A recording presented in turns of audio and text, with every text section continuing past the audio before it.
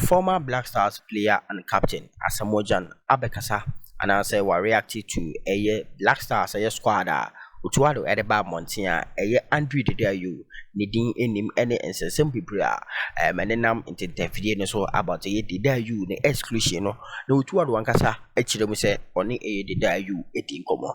Nano, and Asamoah Ebeka say, or no, the futu hour de Bema, a Dede Ayew, say Dede Ayew, and accept a coach, decision in good faith. Listen, dealing with not being called up to the national team, you've had your own share of dealing with that.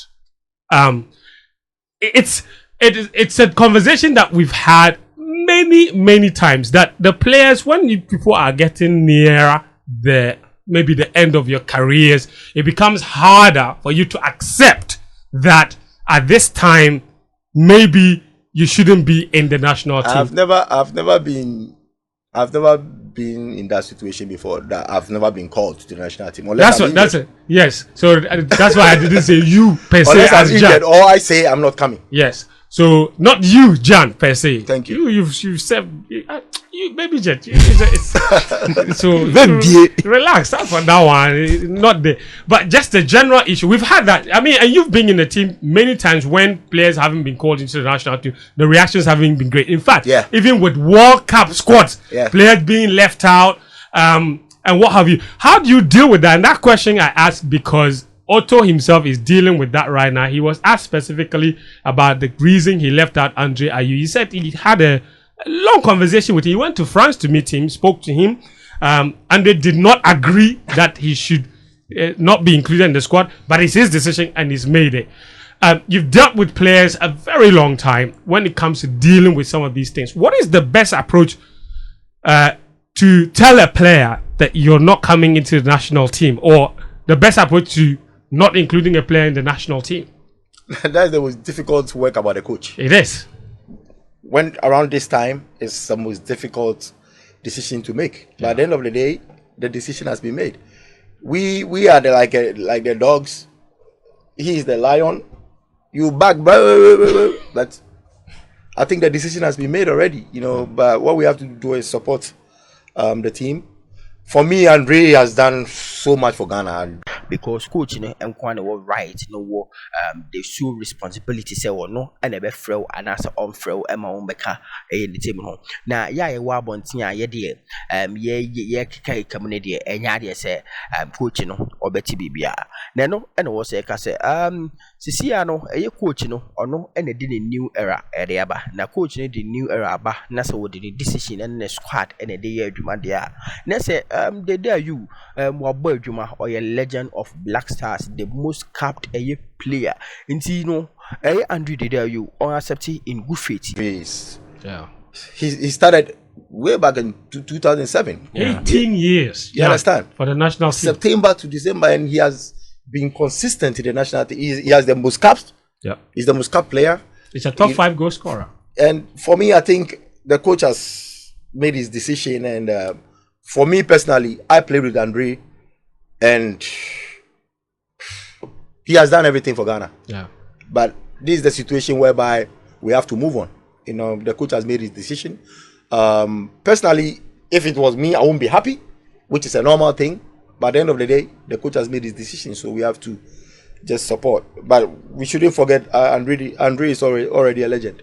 Yeah. Basically. And that's why at this point, for example, if you had a chance to tell him something regarding this whole situation, what would you tell him? I'm talking about Andre. I think he should take it in good faith. And I know he speaks to the players. The players respect him a lot. And if he has tips, he can call behind the scene and speak to the players. And I know that is going to happen. Sometimes I meet these players outside. I'll give them tips and stuff. But he might be angry due to his recent form. Of course. Because he felt like he had to be in the team. But the coach has made his decision. But I don't think Andre knows how to handle situation like this. So he won't be happy for now. But as time goes on, it will be fine. We'll come to terms with it. All right. Basically, everybody calling for, or many people calling for Andre Ayew to retire. We've done that to you too. So, so for now, I won't even go there because I know what it feels like. We do that to players all the time. Actually, I'll bring you in, but let me. Nah, I know, and Asamoah Esebe Kasa, area far, Baba Raman. Baba Raman, Utuado, according to Utuado, on a press conference, as no, was one Baba Raman, Ekudin Komo. Now, Baba Raman, a catcher and say, and ya just over Black Stars, no, and ne abon etina. Nano and Asamoah Kasa, area far, abuse and personal attacks are a Ghana, fans, no, or mode emano. Na abuse and attack, no, on one Casa dear, or so a witness be a brow could say a penalty, or die the penalty tatano, or so die the penalty tatan, just would dimpa, ye the penalty no, a tatan, nano, and or the advice edema a players no, on this abuse and a choir on the faso overcoming. It's you are the coach. They have to do what you want. Yeah. You know, sometimes you meet halfway. You know, maybe leaders can say, "Oh, it's too harsh." You know, you limit something for us, and then you can talk about something. It's all about teamwork. Yeah. It's not about dictating or something. But you are the coach. So if you decide, okay, I don't want this, I don't want this, it's up to the players to abide by it, and he is the coach, so he has to take responsibility. I'll ask you about what you make of the squad, but there was something I want to pick on specifics, especially because you're one of those players, probably the most abused player when it comes to the national team. Otuado explained his conversation with Baba Rahman and why he's not in the team. He said he called him. I don't know if you had a chance to listen to that voice. He called him and spoke to him about inviting him. And he even offered to fly to Greece to speak to him to come and play for the national team. Remember, he didn't go to the AFCON, he opted out. He said Baba told him he shouldn't bother coming because it's not going to change his mind. Then Otto used that as an opportunity to caution the fans and Ghanaians against personal attacks on players.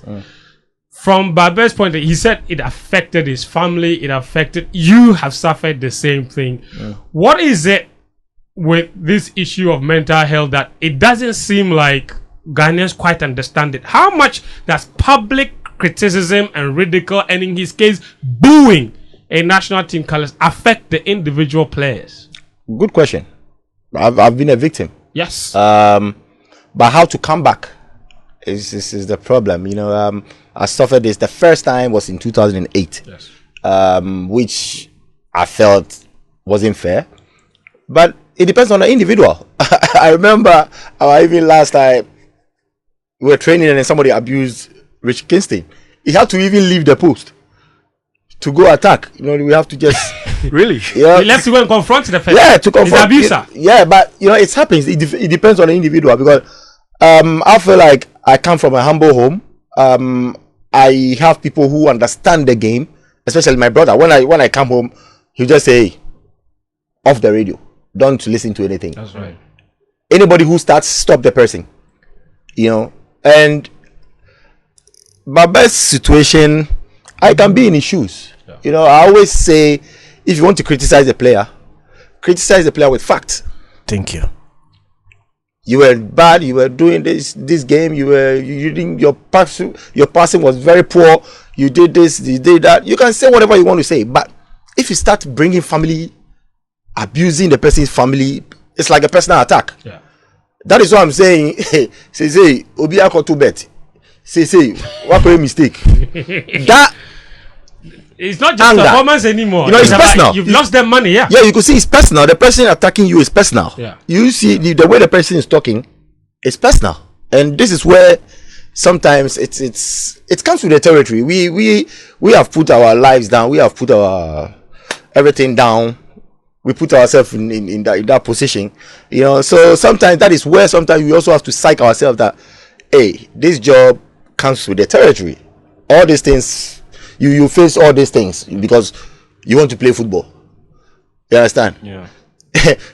So Ucha could be if you're a coconut seller, you have to know that one day it can cut you. That's right. So all these things you have to be ready for all these things. And I didn't know this after 2008. Right. You know, that was how my brother psyched me. He said, hey, if you want to play football, have to be ready for this. Be ready for all these things because you played coast football. The players, the people are around, like very close to the field. No inner perimeter. Somebody, a fan can even come and slap you and go. I've witnessed a coast game where they threw pepper into a player's eye. So if you want to be a public figure, or if you are there, you have to expect these things. Yeah. You know, but it shouldn't, for me, it shouldn't be a personal attack. Yeah. Personal attack. You can criticize me, I will accept it, but personal attack. It's out of the question. It's out of the question. The English, I think the English idiom for that is that when you pray for the rain, be ready to deal with the mud. Yeah. So after that, Asamoah Gyan ebekasa ediafa aye Black Stars, aye Mali, aye Macha, enche ebebasono. Na eno okase oh, ono krampo de Mali krampo de wahye eti o wahye 2 goals ena ede eti awo. Na se ono de enka wo kan sisi ade anko betimi akase aye Black Stars ebetimi awe ne but e we so hu say Black Stars no eye team eye individual play bebre ena ebe ka bom na ma enya team na team so de eye very very difficult to manage a team. Na eno the advice ede ma eye coach Otu Ado and eye Black Stars players. Yeah. Thank you. Very important. Thank you. You've seen the squad. It looks relatively young. And we have very difficult games against Mali. Our record against Mali, unlike what people actually think, is actually great. No, but in recent years, where? Friendly match, youth competitions. Forget youth competition. Black Stars. Hold on. It's cool. I've scored twice against them. Maybe yet is sitting here. No, I remember the 2017 goal. Jordan crossed. Listen. And then the free kick. Then the free kick too. When it had mattered most against Mali, we've beaten them. Yeah. Build up to 2010 World Cup. We went there. We beat them 2-0. Yeah. In Bamako. Then we met again in 2012 AFCON. We beat them in the group stage. Third place, we lost. Fine. 2013, we met them again. Group stages, we beat them. Then third place will be on they beat us. Fine, they can take that. 2017 again. Tyru. Yes. Do you see Olele Kingston in the pool? Do you see Baby Jet up top? Do you see Kojo Asamoah there? Fair enough. It's a different thing. Okay, fair enough. Yes, sure. That's why I was asking Baby Jet. He's seen the squad. We have the history of our recent performances not being great. We have 3 points out of 6. We still have 8 matches left. Do you see that we have a good chance against Mali in Bamako? How do we get something out of that game? Sometimes I feel like being hypocrite when I talk about a team. Right. The most difficult thing is to handle a team. True. Because of different mentality. If it's like an individual thing, like a boxing, if I'm me personally, with my personality and how I am, if I'm a boxer, I can predict I will make boomerang. But a team, you are not in the squad. You see individual players doing well in their clubs. Yeah, great players, but when they come together, that is where you cannot predict. I will speak like a fan, a Ghanaian who is hoping the team to win, which is what you are now, basically. Yes, really. So I can say you're best sure because I support Ghana. That's right. But I don't know the caliber of the team, how they are going to perform. Yeah. You know, if they prove to us in 1 or 2, 3, 4, 5 games consistently, whether win or lose, like the performance, actually we dominated them, but we lost. That one you can have the confidence and say, oh, Charlie, this time, yeah. But honestly speaking, our performances recently has been wishy-washy. Yeah, wishy-washy. So the consistency is the most important thing. So we all have to hope for the best. How they're gonna approach the game in Mali, because we all want Ghana to qualify. People want to see their families in America. So yeah, so. No, it's a very important matter. This World Cup it means more. The American, the World Cup destinies are at stake. True story. The World Cup matter is not about So it depends on serious matter. It depends on how we're gonna approach the game. But I think we have a young generation coming. Like if you see these young guys coming, like that generation. Hey, now we have 4 young players in the Premier League already. Mm-hmm. Yeah. So I think it's a gradual process, and I think I'm very confident about this team, but I don't know how they're gonna approach the game though. Yeah, that's a different conversation altogether. Yeah, I'm glad you like the team. I have just one more question, then we switch to all regional games so that you are very busy, man. I don't want to keep you here for too long. Yeah, so Have you seen this? Somebody has got the mindset that okay, you take the lead and console everybody. You know, and somebody can also try and crack jokes, you know, for the spirit to lift the mood. Somebody can also take it personal. Yeah. Because I know certain players that if you lose a match, hey, you can't even talk to them.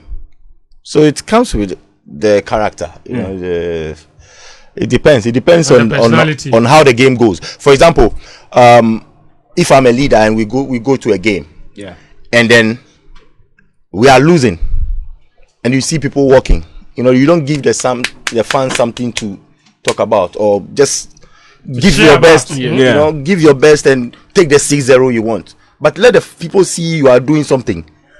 That I won't take it. That one personally I won't take it. In fact, friends, I want to ask him a question. Go ahead. Was there ever a time when you were with the Black Stars that when you go on the pitch, you guys know that okay, if we lose, there are certain players who take the blame. So there are some people who are. If you win 5-0, nobody will say he did well, he did bad. There are no consequences. So let's say if we lost, you know that people will come for you if we lost. Or you and Andrea, some of the senior guys in there. Was that sense of that thinking in the camp? Yeah, it's a natural thing. It's obvious. You know, if people around knows it, like you have to face the consequences. The coach, the head coach, the captain, or maybe the talisman at that time, or the star man at that time. You know, definitely you take the blame, or you have to take that responsibility to cover up this young players. You know, to put that confidence. You know, when you are there, and for example, your son does something, you have to take the responsibility and then make sure they are okay because they are coming up.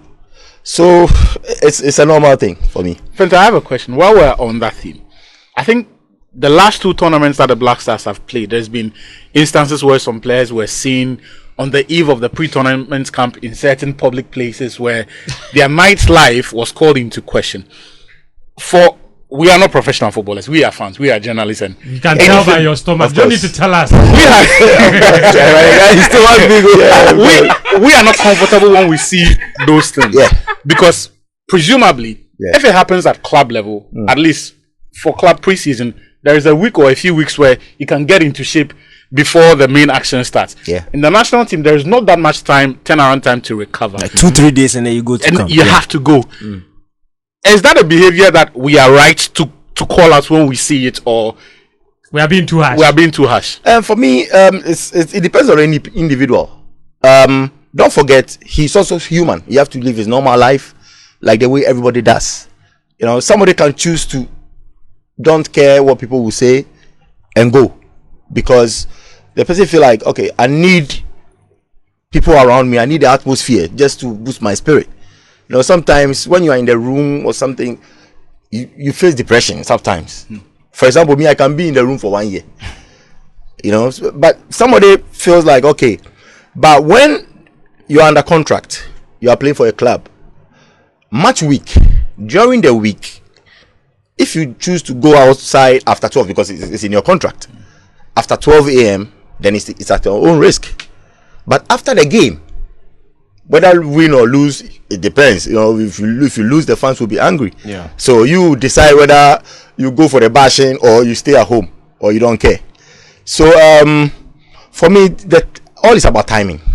All is about timing. So you have to get you see, sometimes the atmosphere is such. You have to read the room. Yeah. You have to read the room and know when to react. Because it's logic. You know, you lose maybe harshly, you lose like woefully, and then okay, you say let me go out. Then you are pushing yourself into trouble. So it's logic for me. Or we have not won an AFCON. So to your specific example, or we've not won an AFCON in 40 years. We are about the last AFCON we went to. We got kicked out in the group stage. Last PP. Then we are about to go for the next one, and 2 days before we leave for Cote d'Ivoire, you are seen in a bar smoking shisha. That one is your problem. That's what Baby just said. It depends on the individual. It depends on the individual, and also you have to read the room. Yes, and one thing sometimes it happens. It's obvious. You know, you go a game and you see like, hey, you know, so that one you can go and claim your fans. That's true. Sometimes it happens. Sometimes it's natural. So yeah. Maybe